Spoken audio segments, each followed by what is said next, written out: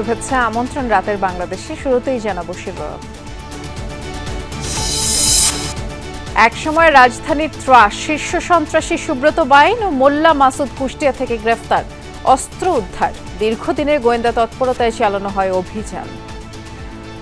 গোপন তথ্যের ভিত্তিতে সফলভাবে দুজন শীর্ষ সন্ত্রাসী এবং তাদের দুজন সহযোগীকে গ্রেফতার করতে সক্ষম হয়।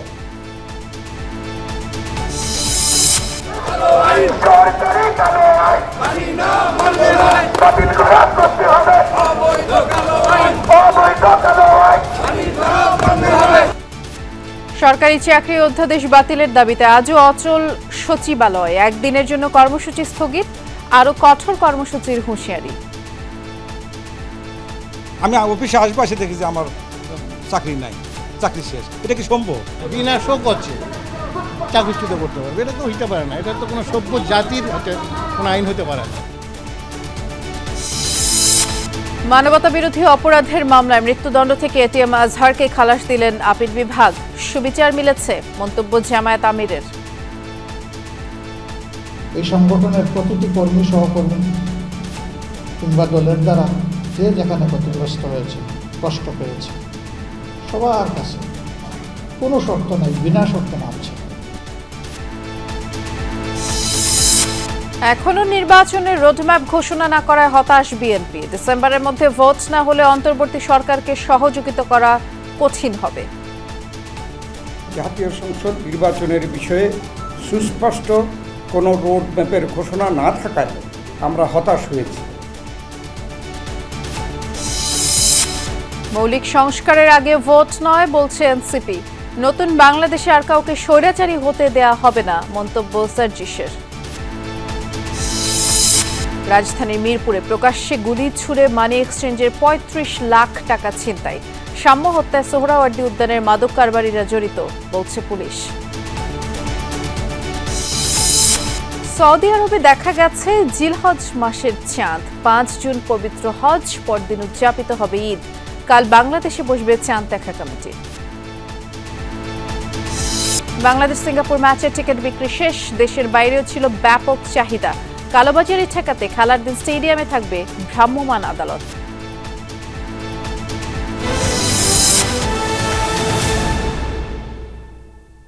শিরোনামগুলো শুনছিলেন, নুসরাত বৃষ্টি আপনাদের সাথে আছে। ঢাকার অপরাধ জগতের ত্রাস, শীর্ষ সন্ত্রাসী সুব্রত বাইন এবং তার সহযোগী মোল্লা মাসুদ সহ 4 জনকে গ্রেফতার করেছে সেনাবাহিনী। মঙ্গলবার ভোররাতে কুষ্টিয়া শহরের কালীশঙ্করপুর সোনার বাংলা সড়ক এলাকার একটি ভাড়া বাসা থেকে তাদেরকে গ্রেফতার করা হয়। সেনাপ্রধানের নির্দেশনা এবং দীর্ঘদিনের গোয়েন্দা তৎপরতায় সুব্রত বাইনকে গ্রেফতার করা হয়। আর দীর্ঘদিন ধরেই পলাতক সুব্রত বাইনের বিরুদ্ধে একাধিক হত্যা মামলা সহ নানা অভিযোগ রয়েছে। মঙ্গলবার ভোররাত কুষ্টিয়া জেলার কালীশঙ্করপুর এলাকায় 3 ঘণ্টা শ্বাসরুদ্ধকর অভিযান সেনাবাহিনীর। 3 ঘণ্টার দীর্ঘ অভিযানে গ্রেফতার হয়েছে দেশের শীর্ষ সন্ত্রাসী সুব্রত বাইন ও তার অন্যতম সহযোগী মোল্লা মাসুদ, শুটার আরাফাত ও শরীফ। বিকেলে ঢাকা সেনানিবাসে ব্রিফিংয়ে জানানো হয়, গ্রেফতারের সময় তাদের কাছ থেকে উদ্ধার করা হয়েছে 5টি বিদেশি পিস্তল, 10টি ম্যাগজিন, 53 রাউন্ড গুলি ও একটি স্যাটেলাইট ফোন। চক্রটি দেশের বিভিন্ন অঞ্চলে দীর্ঘদিন ধরে হত্যা, চাঁদাবাজি ও নাশকতা চালিয়ে আসছিল। সুব্রত বাইন ও মোল্লা মাসুদ ছিল 7 স্টার গ্রুপের অন্যতম নেতা। তাদের তথ্যের ভিত্তিতে আরও অভিযান চালানো হবে বলে জানিয়েছে সেনাবাহিনী। ভোর 5টা থেকে শুরু হওয়া কুষ্টিয়া এবং হাতিরঝিলে পরিচালিত সাঁড়াশি অভিযানে 46 ইন্ডিপেন্ডেন্ট ইনফ্যান্ট্রি ব্রিগেড একটি ইউনিট গোপন তথ্যের ভিত্তিতে সফলভাবে 2 জন শীর্ষ সন্ত্রাসী এবং তাদের 2 জন সহযোগীকে গ্রেফতার করতে সক্ষম হয়। অভিযান চলাকালে তাদের কাছ থেকে উদ্ধার করা হয়েছে 5টি বিদেশি পিস্তল, 10টি ম্যাগাজিন, 53 রাউন্ড অ্যামুনিশন এবং একটি স্যাটেলাইট ফোন। অভিযান শুরুর আগ থেকেই কুষ্টিয়া ও ঢাকার বিভিন্ন স্থানে নজরদারি ছিল সেনাবাহিনীর। সুনির্দিষ্ট গোয়েন্দা তথ্যের ভিত্তিতে অভিযানে অংশ নেয় সেনাবাহিনীর গোয়েন্দা ইউনিট, গোপন তথ্য সংগ্রহকারী দল ও স্পেশাল ফোর্স সদস্যরা। এই চক্রটি দেশের বিভিন্ন অঞ্চলে হত্যা, চাঁদাবাজি এবং নাশকতা চালিয়ে এসেছিল। অপারেশনটি অত্যন্ত সুনিপুণভাবে ক্ষয়ক্ষতি বা সংঘর্ষ ছাড়াই পরিচালিত হয়। অভিযানে গুরুত্বপূর্ণ সমন্বয় এবং সহায়তা প্রদান করেছে সেনা সদর, সামরিক অপারেশন পরিদপ্তর, 55 পদাতিক ডিভিশন, 14 স্বতন্ত্র ইঞ্জিনিয়ার ব্রিগেড, 71 মেকানাইজড ব্রিগেড। ঢাকায় একাধিক হত্যাকাণ্ড সহ সুব্রত বাইনের বিরুদ্ধে 30টির বেশি মামলা রয়েছে। 90 দশকে আগারগাঁয়ের জাসদ ছাত্রনেতা মুরাদ হত্যার মধ্য দিয়ে অপরাধ জগতে পা দেয় সুব্রত বাইন। 2003 সালে পুলিশের নজরে এসে সে ভারত পালিয়ে যায়। 2009 সালে নেপালে ফের গ্রেফতার হয়। তবে 2012 সালে 77 ফুট সুড়ঙ্গ কেটে পালিয়ে যায় কারাগার থেকে। হাসিবুল করিম বিজয়, যমুনা নিউজ, ঢাকা। রাজধানীর মোহাম্মদপুরের কিশোর গ্যাং ও সন্ত্রাসীদের গডফাদার খ্যাত ফরিদ আহমেদ বাবু ওরফে এক্সেল বাবুকে গ্রেফতার করেছে সেনাবাহিনী। এই সন্ত্রাসীকে নিয়ে যমুনা টেলিভিশন সংবাদ প্রচার করেছিল। মঙ্গলবার বিকেলে আদাবর থানাধীন বুড়িগঙ্গা ফিলিং স্টেশন থেকে তাকে গ্রেফতার করা হয়।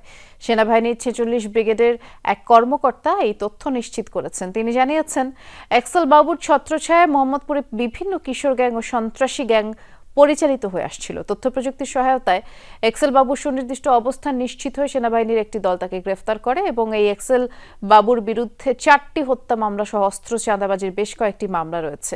মোহাম্মদপুরের শীর্ষ সন্ত্রাসী কবজি কাটা আনোয়ার ওরফে শুটার আনোয়ারের গডফাদার হিসেবে তিনি পরিচিত। সরকারি চাকরি অধ্যাদেশের বিতর্কিত ধারা বাতিলের দাবিতে সচিবালয়ে কর্মচারীদের চলমান আন্দোলন বুধবার একদিনের জন্য স্থগিত করা হয়েছে। আর এদিন আইনটি বাতিলে কর্মচারীদের দাবি মন্ত্রিপরিষদ সচিবের কাছে তুলে ধরবেন ভূমি মন্ত্রণালয়ের সিনিয়র সচিবের নেতৃত্বে সরকার গঠিত 7 সচিবের কমিটি। তবে জারি করা অধ্যাদেশ বাতিল করা না হলে কঠোর কর্মসূচির হুঁশিয়ারি দিয়েছেন আন্দোলনকারীরা। এদিকে আন্দোলনে দিনভর সচিবালয় অচল ছিল। এদিন ভেতরে ঢুকতে দেওয়া হয়নি দর্শনার্থী ও গণমাধ্যম কর্মীদের। একদিকে সচিবালয়ের ভেতরে কর্মচারীদের আন্দোলন, অন্যদিকে তাদের প্রতিহতে বাইরে জুলাই মন্ত্র ও জুলাই বিপ্লবী ছাত্র জনতার ব্যানারে 2 সংগঠনের অবস্থান। পাল্টাপাল্টি কর্মসূচি ঘিরে সকাল থেকেই সচিবালয়ের প্রতিটি প্রবেশপথে মোতায়েন করা হয় বিশেষায়িত বাহিনী, সোয়াট সহ বিপুল সংখ্যক আইন শৃঙ্খলা বাহিনীর সদস্য। এর মধ্যেই সকাল 10:30টার দিকে গৃহায়ন ও গণপূর্ত মন্ত্রণালয়ের সামনে বিক্ষোভ শুরু করেন কর্মচারীরা। একে একে তাদের সাথে যোগ দেন বিভিন্ন মন্ত্রণালয় ও দপ্তর থেকে আসা কর্মচারীরাও। অবিলম্বে সরকারি চাকরি সংশোধিত অধ্যাদেশ বাতিলের দাবি তাদের। আমরা আশঙ্কা করছি এই আইনের মাধ্যমে নিচের দিকে কর্মচারীদের এই আইনের অপব্যবহার হওয়ার সম্ভাবনা খুব বেশি আছে। আমি অফিসে আসবো, এসে দেখি যে আমার চাকরি নাই, চাকরি শেষ। এটা কি সম্ভব? আমরা চাই এই দাবিটাকে সংশোধন করে দাবি সংশোধনের পূর্বে যেটা সেটা বহাল রাখা। দুপুর 1:30টা পর্যন্ত চলে এই বিক্ষোভ কর্মসূচি। এতে অনেকটাই স্থবির হয়ে পড়ে সচিবালয়ের দাপ্তরিক কার্যক্রম।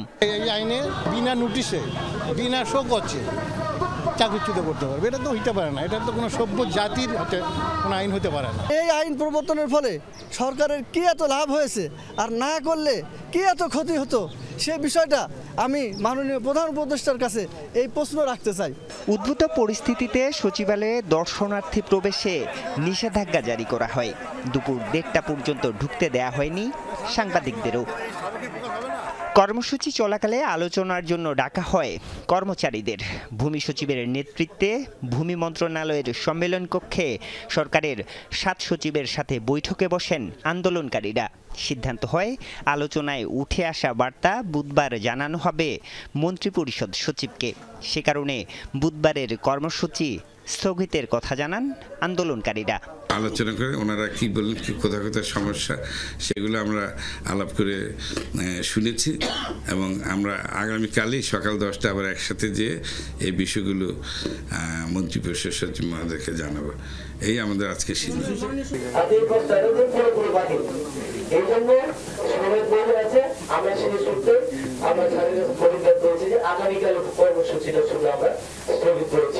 রোববার রাতে সরকারি চাকরি আইন সংশোধন করে অধ্যাদেশ জারি করে সরকার।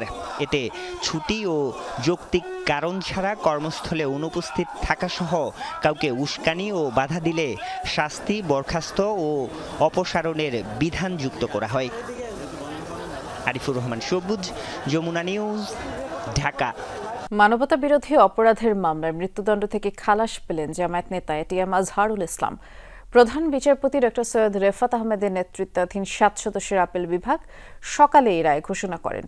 আদালত পর্যবেক্ষণে বলেছেন, অতীতে বিচারের নামে অবিচার হয়েছে। এই রায়ের মাধ্যমে সিন্ডিকেটের ইনজাস্টিসের অবসান হয়েছে বলেও মন্তব্য করেছেন আজহারের আইনজীবী। আর ট্রাইব্যুনাল প্রসিকিউশন বলছেন, এই রায় আন্তর্জাতিক মানসম্পন্ন বিচার করতে সহায়ক হবে। ৭১ মানবতা বিরোধী অপরাধের মামলায় জামায়াত বিএনপির ৬ নেতার ফাঁসি কার্যকর হয়েছে আগেই। জামায়াত নেতা এটিএম আজহারও মৃত্যুদণ্ড মাথায় নিয়ে কারাগারে আছেন প্রায় ১৩ বছর ধরে। জুলাই গণঅভ্যুত্থানের পর পাল্টে যায় দৃশ্যপট। প্রশ্নের মুখে পড়ে এই মামলার আগের বিচার কার্যক্রম। মঙ্গলবার এটিএম আজহারের আপিল নিষ্পত্তি করে আপিল বিভাগ এই জামায়াত নেতাকে খালাস দেন মৃত্যুদণ্ড থেকে। আপিল বিভাগের ৭ বিচারপতির সর্বসম্মতিক্রমে দেয়া রায়ে বলা হয়, সাক্ষ্য প্রমাণ পর্যালোচনা না করেই আজহারের মৃত্যুদণ্ড বহাল রেখেছিলেন আগের আপিল বিভাগ। বিচারের নামে হয়েছিল অবিচার। আজহারের আইনজীবী বলেন, এই রায়ের মধ্য দিয়ে বিচার ব্যবস্থায় যে সিন্ডিকেট তৈরি করেছিল বিগত সরকার, তার অবসান ঘটল। এই রায়ের মাধ্যমে সিন্ডিকেটেড ইনজাস্টিসের অবসান হয়েছে।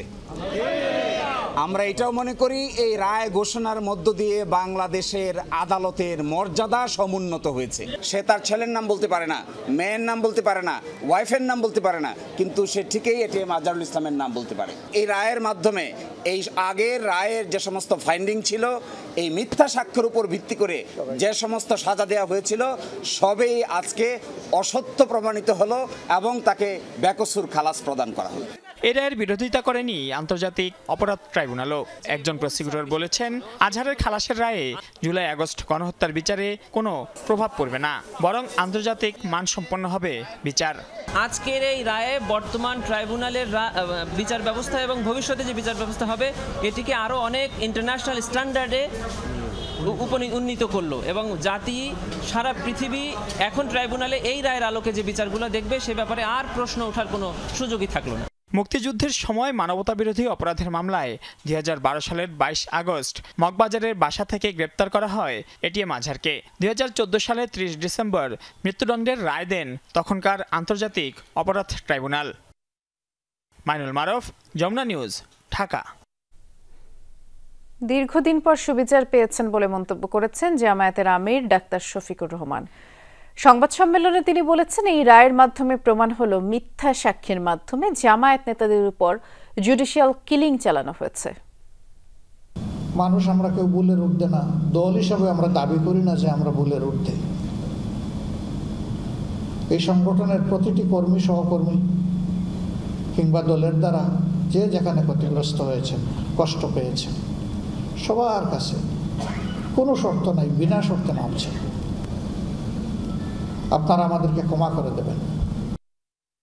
জাতীয় নির্বাচনের রোডম্যাপ ঘোষণা না করায় হতাশ বিএনপি। দলটির জাতীয় স্থায়ী কমিটির সংবাদ সম্মেলনে বলা হয়েছে, ২৪ মে প্রধান উপদেষ্টার সাথে বৈঠকে সরকারের মতামতে সন্তুষ্ট হতে পারেনি বিএনপি। লিখিত বক্তব্যে স্থায়ী কমিটির সদস্য ডক্টর খন্দকার মোশাররফ হোসেন বলেছেন, ২০২৫ সালের ডিসেম্বরের মধ্যে নির্বাচন ধরে দ্রুত রোডম্যাপ না দিলে এই সরকারকে সহযোগিতা অব্যাহত রাখা কঠিন হবে। প্রধান উপদেষ্টার আহ্বানে গেল ২৪ মে প্রধান উপদেষ্টা ডক্টর মোহাম্মদ ইউনূসের সঙ্গে বৈঠক করে বিএনপির একটি প্রতিনিধি দল। সেদিন তাৎক্ষণিক প্রতিক্রিয়া জানায় দলটির নেতারা। এই সরকারকে সর্বাত্মক সহযোগিতা করে আসছে। পরবর্তীতে সরকারের পক্ষ থেকে যে বক্তব্য দেওয়া হয়েছে, তাতে নির্বাচনের রোডম্যাপ বিষয়ে কিছুই জানানো হয়নি। বিএনপির জাতীয় স্থায়ী কমিটির এক জরুরি সংবাদ সম্মেলনে বলা হয়েছে, নির্বাচনী রোডম্যাপ না থাকায় হতাশ বিএনপি। নেতারা বলেন, নির্বাচনের রোডম্যাপই এই সরকারের প্রধান এজেন্ডা হওয়া উচিত।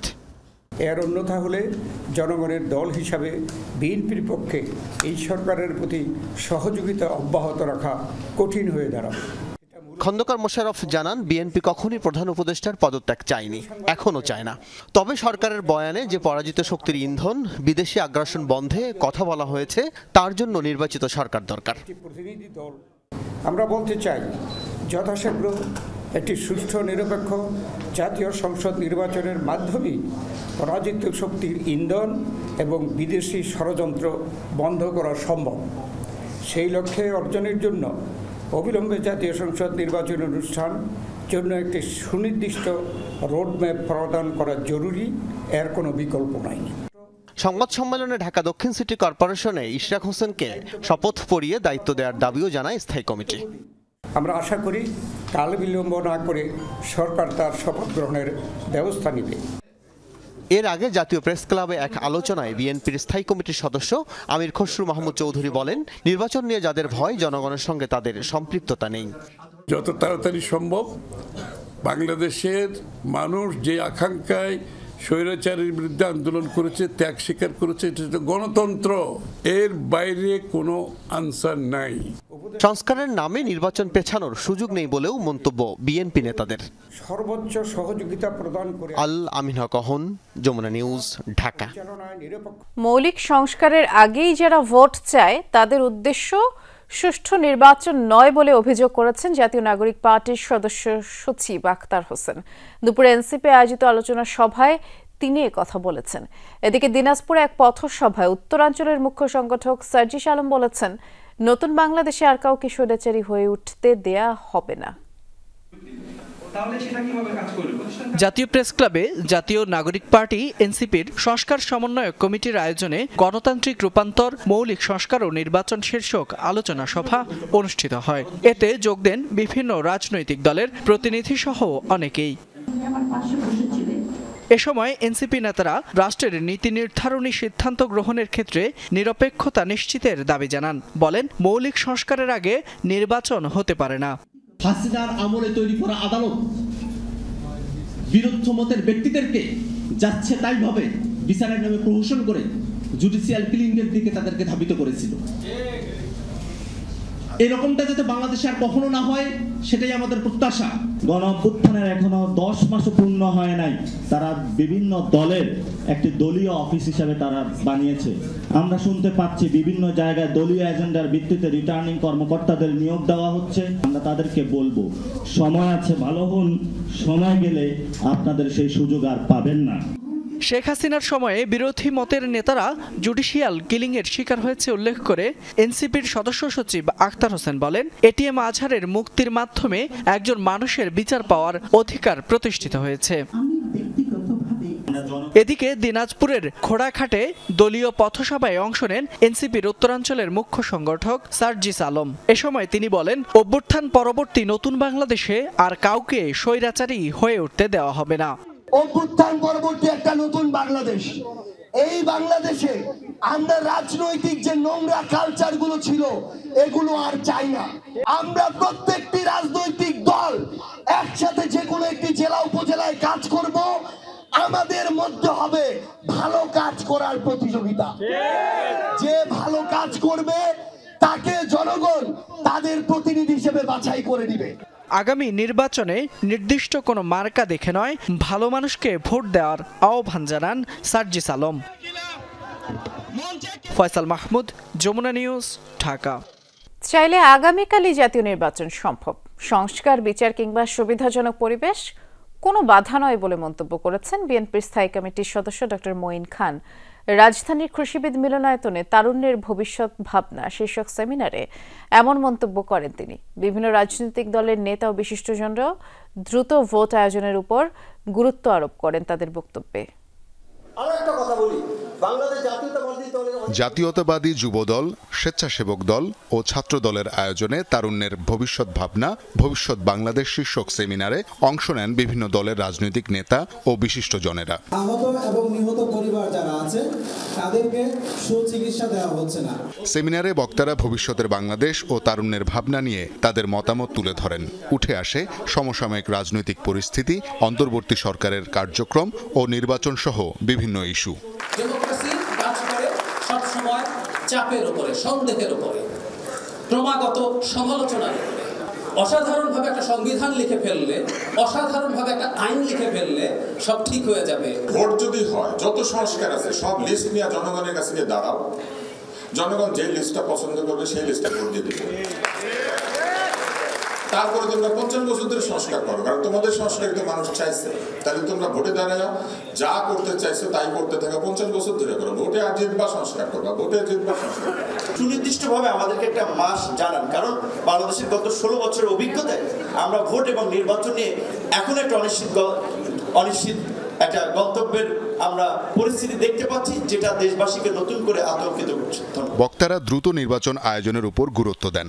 বিএনপির স্থায়ী কমিটির সদস্য মঈন খান বলেন, সংস্কার, বিচার কিংবা সুবিধাজনক পরিবেশ কোনো বাধা নয়, চাইলে কালই নির্বাচন সম্ভব। আগামীকালও একটি সুষ্ঠু নিরপেক্ষ নির্বাচন হতে পারে। যারা বলছেন যে এটা না করলে, ওটা না করলে, সেটা না করলে সুষ্ঠু নির্বাচন হবে, আমি সে কথা বিশ্বাস করি না। আমি আগে সংস্কার করব, তারপরে বিচার করব, তারপরে নির্বাচন করব। দুনিয়া কিন্তু এভাবে চলে। এই বাস্তবতাও কিন্তু আজকের অন্তর্বর্তীকালীন সরকারকে উপলব্ধি। সুষ্ঠুভাবে যদি নির্বাচন হয় আর সেখানে যদি আপনি হারেন, সেই কথা চিন্তা করে আপনি এখন নির্বাচন না সংস্কার, নির্বাচন না ন্যায় বিচার, এসব কথা তো বলতে পারেন না। বাংলাদেশে আগামী নির্বাচন কোনোভাবেই ফেব্রুয়ারি মাস থেকে এর পরবর্তীতে পেছানোর আর কোনো সুযোগ নেই। ফেব্রুয়ারি প্রথমার্ধেই বাংলাদেশের জাতীয় নির্বাচন হওয়াটাই এখন সকল দেশপ্রেমিক মানুষের এবং বাংলাদেশের স্থিতিশীলতা, রাজনৈতিক স্টেবিলিটি প্রতিষ্ঠার জন্য এটা অত্যন্ত জরুরি। নতুন বাংলাদেশ বিনির্মাণে তরুণরাই অগ্রগামী হয়ে দায়িত্ব নেবে বলে আশা ব্যক্ত করেন আমন্ত্রিত অতিথিরা। এবং ইনশাআল্লাহ আমরা আমাদের বাংলাদেশকে। শওকত মঞ্জুর শান্ত, যমুনা নিউজ, ঢাকা। রাজধানীর মিরপুরে দিনে দুপুরে গুলি ছুড়ে বিদেশি কারেন্সি সহ মোট ৩৫ লাখ টাকা ছিনিয়ে নিয়ে গেছে দুর্বৃত্তরা। এ সময় সন্ত্রাসীদের ছুরিকাঘাতে মাহমুদ মানি এক্সচেঞ্জের মালিক রাসেল রানার দুলাভাই জাহিদুল হক আহত হন। এই ঘটনায় একটি ভিডিও ফুটেজ যমুনা টেলিভিশনের হাতেও এসেছে। পুলিশ বলছে এই ঘটনায় জড়িত সন্দেহে একজনকে আটক করা হয়েছে। মঙ্গলবার সকাল 9:30টার ঘটনা। দিনে দুপুরে রাজধানীর মিরপুর 10 নম্বরে স্টেডিয়াম সংলগ্ন আব্দুল বাতিন রোডে হানা দেয় ছিনতাইকারীরা। প্রথমে ছুরিকাঘাত ও পরে গুলি ছুড়ে ব্যবসায়ীর টাকার ব্যাগ নিয়ে পালিয়ে যায় দুর্বৃত্তরা। এই ঘটনায় আহত হয়েছেন মাহমুদ মানি এক্সচেঞ্জের মালিক রাসেল রানার দুলাভাই জাহিদুল হক। মানি এক্সচেঞ্জ ব্যবসার বিদেশি কারেন্সি সহ মোট ৩৫ লাখ টাকা নিয়ে বাসা থেকে অফিসে যাচ্ছিলেন রাসেল ও জাহিদুল। পালাপালি করতেছি তখন 1 মিনিটে কম না, 5 মিনিট আগে পালাপালি হয়েছে। ওরা 6 জন, আমি একা ব্যাগটা ছাড়িনি, আমি ভাতের বাড়ি ফালাই দিছি, স্যান্ডেল ফালাই দিছি, ব্যাগ ছাড়িনি। পরে যখন 2 জনে হাত পেরে ধরে ব্যাগটা নিয়ে নিল, পরে ব্যাগ নিয়ে যখন হোন্ডা তুললো, তখন আমি বললাম ভাই আমাদের ব্যবসা টেহা নিয়ে যাইতেছে, ব্যাগের মধ্যে টেহা আছে ভাই, টেহা আছে। তখন 2 জনে বললো যে ভাই ব্যাগটা ধরেন। একজনে বললো আপনার মতন জোয়ান। আমি বললাম তাহলে জোয়ান ছেলে তো 2-1 থাকতে পারে। হুট করে এসে দুলাভাই, আমি সামনে তাকাই দিয়ে দুলাভাইয়ের ব্যাগ টান দিচ্ছে, আমার একজন ঠেকাইছে। ঠেকানোর পরে দুলাভাই একজন টানিয়ে নিয়ে গেছে, পিছনে উনি চলে গেছে। তারপরে দুলাভাই ব্যাগ ছাড়ে দেন, যখন অস্ত্র দেখছি ব্যাগ ছাড়েন, ব্যাগ ছাড়ে দিয়েছে। দেওয়ার পরে দুলাভাই কী করছে, ওরা যখন গাড়িতে উঠতেছে, যাওয়ার পরে দুলাভাই আবার যে ব্যাগ ধরতে গেছে, তখন ওরা ফায়ার করছে। দিনে দুপুরে এমন ঘটনায় আতঙ্কিত এলাকার মানুষ জানান, গলির ভেতর থেকেই ভিকটিমদের পিছু নিয়েছিল ছিনতাইকারীরা। ওখান থেকে ধরছে, ধরতে এখানে নিয়ে আসছে, এখান থেকে যে জাপড়াজাপড়ি করার পরে ব্যাগ ছাড়ে নেয়, তারপর গুলি করে ওনার ব্যাগে চলে গেছে। গুলির আওয়াজ পাইছি, বলে যে সবাই গেছে, দেখি মানুষ এভাবে বিল লেগে গেছে। মারতে মারতে মাথা লিয়েছে, পরে ব্যাগ দেন, পরে গুলি করে 2টা গাড়ি, একটা গাড়ি দিকে গেলে, একটা গাড়ি দিকে গেছে। ঘটনাস্থল পরিদর্শন করেছে সেনা সহ আইন শৃঙ্খলা রক্ষাকারী বাহিনীর সদস্যরা। পুলিশ বলছে ঘটনাটি অত্যন্ত গুরুত্বের সাথে তদন্ত করছেন তারা। আমরা এটা নিয়ে কাজ করছি। আমরা আসলে প্রকৃতপক্ষে বিভিন্ন অ্যাঙ্গেলে দিক মাথায় রেখে কাজ করতেছি, কারা এই ঘটনা ঘটাতে পারে। একজনকে জিজ্ঞাসা করতেছি, নাম লিটন হাওলাদার। আমরা তাকে, তার গতিবিধি আমাদের সন্দেহজনক হয়েছে বলেই আমরা তাকে জিজ্ঞাসা করতেছি। প্রতিনিয়ত এমন গোলাগুলি, ছিনতাই আর খুনোখুনির ঘটনায় উদ্বিগ্ন রাজধানীবাসী। আশিক মাহমুদ, যমুনা নিউজ, ঢাকা। সোহরাওয়ার্দী উদ্যানে মাদক কারবারিরা ঢাবি ছাত্র ও ছাত্রদল নেতা শাহরিয়ার আলম শাম্যকে হত্যা করে। ঘটনার রাতে শাম্য মাদক কারবারিদের অস্ত্র দেখে ফেলায় তাকে ছুরিকাঘাতে হত্যা করে একদল মাদক সন্ত্রাসী। এই হত্যার সাথে সরাসরি জড়িত 11 জনকে গ্রেফতার করে পুলিশ এই তথ্য জানায়। মঙ্গলবার বিকেলে ডিএমপির মিডিয়া সেন্টারে শাম্য হত্যা ইস্যুতে সংবাদ সম্মেলনে ডিএমপি কমিশনার কথা বলেছেন। গত 13 মে মধ্যরাতে ঢাকা বিশ্ববিদ্যালয়ের শিক্ষার্থী ও ছাত্রদল নেতা শাম্যর মরদেহ পাওয়া যায় সোহরাওয়ার্দী উদ্যানে। সে রাতেই 3 জনকে গ্রেপ্তার করে পুলিশ। পরে আরও 8 জন আটক হয় ডিবি পুলিশের অভিযানে। 2 আসামি আদালতে 164 ধারায় হত্যায় জড়িত থাকার কথা স্বীকার করে জবানবন্দি দেয়। ছাত্রদল সহ ঢাকা বিশ্ববিদ্যালয়ের শিক্ষার্থীরা সাম্য হত্যার ঘটনাকে রহস্যজনক এবং সত্য উদ্ঘাটনের দাবি জানিয়ে আন্দোলন করে আসছিল। সাম্য হত্যার বিচারের দাবিতে যেভাবে আমরা রাজপথে থাকবো। মঙ্গলবার ডিএমপি কমিশনার সাম্য হত্যার রহস্য উদ্ঘাটন নিয়ে লিখিত বক্তব্য দেন, যদিও তার বক্তব্যে কেন এই হত্যাকাণ্ড তার কিছুই ছিল না। মামলাটি সুষ্ঠু তদন্ত নিশ্চিত করা হচ্ছে। সম্ভাব্য দ্রুত সময়ের মধ্যে মামলাটি তদন্ত প্রতিবেদন বিজ্ঞ আদালতে দাখিল করা হবে। হত্যার মোটিভ সম্পর্কে ডিবির যুগ্ম কমিশনার নাসরুল ইসলাম জানান, উদ্যানে মাদক কারবারি চক্রের হাতে খুন হন সাম্য। মাদক সেবীরা ট্রেজার গান অস্ত্রটি নিয়ে ঘোরাঘুরি করছিল। সাম্য সেটি দেখে ফেলায় তার সাথে ধস্তাধস্তি হয়। দলের মধ্যে মূলত মাদক ব্যবসার একটা চক্র আছে। এই চক্রটা একটা চক্র মেহেদির গ্রুপেরই একজন রাব্বির হাতে একটা ট্রেজার গান ছিল।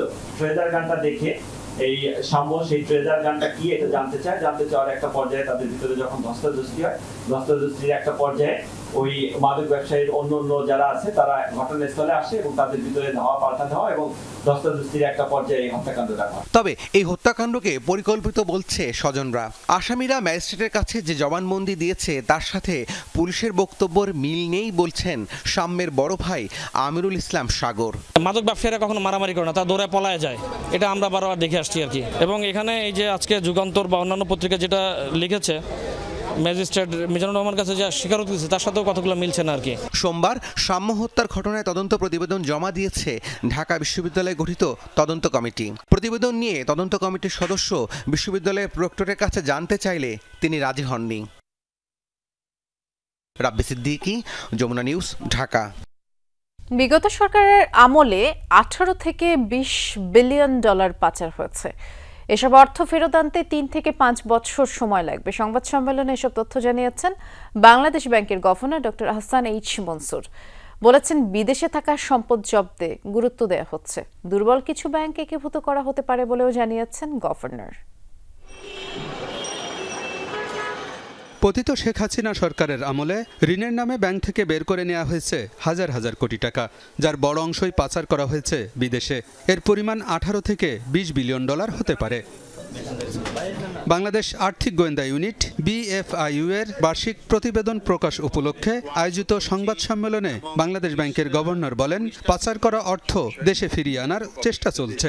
এজন্য বেশ কয়েকটি সংস্থা একসাথে কাজ করছে। তবে এক্ষেত্রে কিছু আমলাতান্ত্রিক জটিলতাই পড়তে হচ্ছে বলেও জানান তিনি। সমস্যা আছে, এটা অস্বীকার করব না, সমস্যা আছে, সমাধানের চেষ্টা হচ্ছে। বিদেশিদের কাছ থেকে আমরা যথেষ্ট সহায়তা পাচ্ছি। আমরা যদি নিজেদের কাজটা আরো একটু ভালো করতে পারতাম তাহলে আরো স্টেপ আপ করতে পারবো। আমরা সবসময় বলেছি যে 3-4-5 বছর লাগবে, এটা নিয়ে কোনো ইফ অ্যান্ড বাট থাকার কথা নয়। ধারণা যে 18 থেকে 20 বিলিয়ন ডলারের মতো টাকা চলে গেছে। ব্যবসা বাণিজ্যে কোনো রকম প্রতিবন্ধকতা তৈরি করা হচ্ছে না জানিয়ে গভর্নর বলেন, এখন পর্যন্ত যত ব্যাংক হিসাব জব্দ করা হয়েছে তার সবই ব্যক্তিগত। আমরা কোনো বাধা সৃষ্টি করছি না। কোনো ব্যাংক অ্যাকাউন্ট, একটা ব্যাংক অ্যাকাউন্টও ফ্রিজ করা হয় নাই যেটা কোনো প্রাতিষ্ঠানিক অ্যাকাউন্ট। এটা আমার একেবারে ডে ওয়ানের কনশাস পলিসি যে আমরা বিজনেসকে কোনোভাবেই ক্ষতিগ্রস্ত করব না, এবং আমরা করি নাই।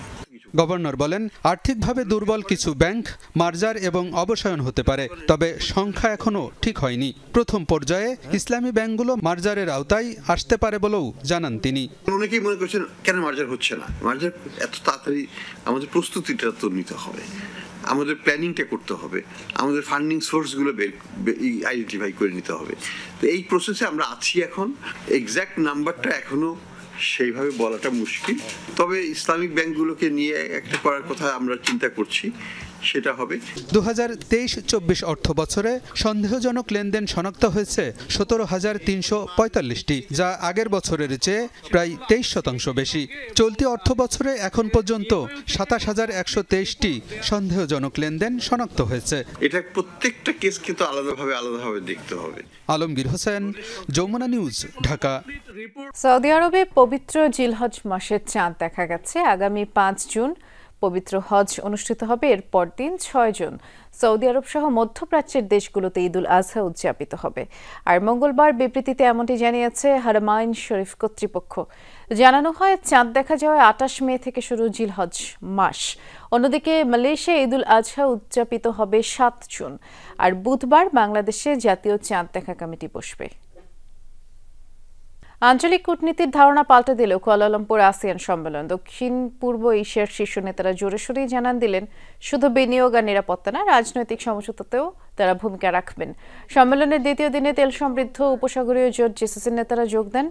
জানান আসিয়ানের সাথে এক নতুন অর্থনৈতিক মানচিত্র আঁকতে চান তারা, যার প্রভাব পড়বে সার্বিক উন্নয়নে।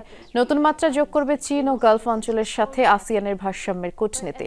আর বিশ্ব রাজনীতির নতুন মেরুকরণ, রাশিয়া ইউক্রেন যুদ্ধ, গাজা সংকট, লোহিত সাগরের নিরাপত্তা হুমকির প্রেক্ষাপটে উভয় জোটই পারস্পরিক নির্ভরতা বাড়াতে চাইছে।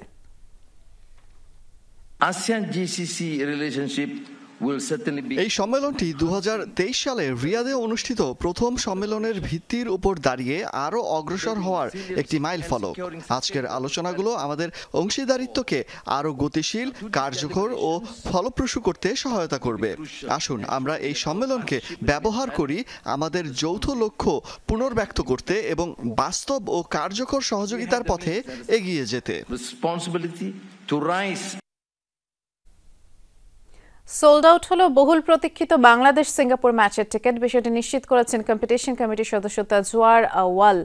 আর শুধু তাই নয়, দেশের গণ্ডি পেরিয়ে বিদেশেও ব্যাপক হারে ছিল এই ম্যাচের টিকিটের চাহিদা। পাশাপাশি শৃঙ্খলা বজায় রাখতে ও কালোবাজারি ঠেকাতে ম্যাচের দিন স্টেডিয়াম এলাকায় থাকবে ভ্রাম্যমাণ আদালত। ম্যাচের এই দিনটি আরও উপভোগ্য করতে থাকছে বাফুফের বেশ কিছু আয়োজন।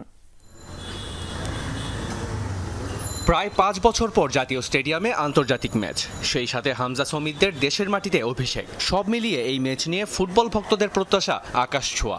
ফ্যানরা যেন টিকিট কালোবাজারির শিকার না হন সে লক্ষ্যে প্রথমবারের মতো অনলাইনের মাধ্যমে টিকিট কেনার ব্যবস্থা করে বাফুফে।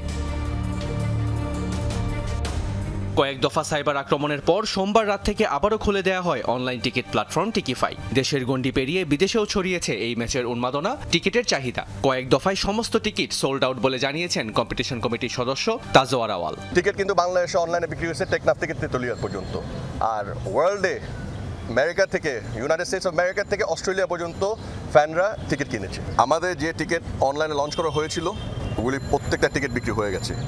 ম্যাচের দিনটিকে কিভাবে আরো উৎসব মুখর করা যায়, কিভাবে বিশেষ সব আয়োজনের মাধ্যমে ম্যাচটি দেশের ফুটবল ভক্তদের জন্য আরো বেশি উপভোগ্য করে তোলা যায়, সেদিকেও বিশেষ নজর থাকছে বাফুফের। কনসার্ট হবে, একটা লেজার শো হবে যেটা আমরা আগে বলেছি, এবং ফ্যান জোনে কিন্তু বিভিন্ন গেম থাকবে, ফুটসল গেম থাকবে, ফুটবল রিলেটেড যে গেম আছে এখানে বিভিন্ন অ্যাক্টস থাকবে, মেবি কোনো ম্যাজিশিয়ান শো হবে বা সার্কাস অ্যাক্ট হবে। ম্যাচের দিন স্টেডিয়াম এলাকায় থাকবে ভ্রাম্যমাণ আদালত। টিকিট কালোবাজারি ধরা পড়লে নেওয়া হবে আইনি ব্যবস্থা।